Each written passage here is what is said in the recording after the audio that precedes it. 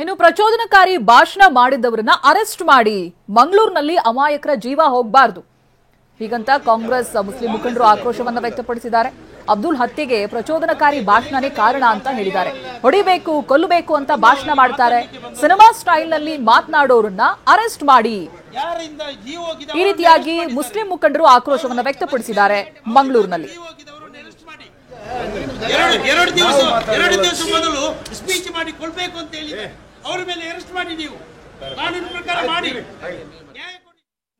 ಯಾರಿಂದಾಗಿ ತಪ್ಪಾಗಿದೆ, ಈ ಬಜ್ಪೆಯಲ್ಲಿ ಮೊನ್ನೆ ಬಜ್ಪೆ ಚೋಲೋ ಮಾಡಿ ಯಾರು ಸ್ಪೀಚ್ ಮಾಡಿ ಕೊಲ್ಲಬೇಕು ಅಂತೇಳಿ ಆದೇಶ ಮಾಡಿದ್ದಾರೆ, ಅವರನ್ನು ಶೀಘ್ರವಾಗಿ ಅರೆಸ್ಟ್ ಮಾಡಿ.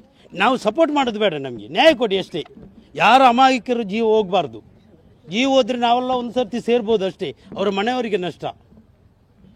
ಎರಡು ಮಕ್ಕಳು ನಾವು ಹೇಳಿದ ಅದೇ ಕೇಳಲಿಕ್ಕಾಗಿ ಬಂದೆ, ನ್ಯಾಯ ಕೊಡಿ ಅಷ್ಟೇ.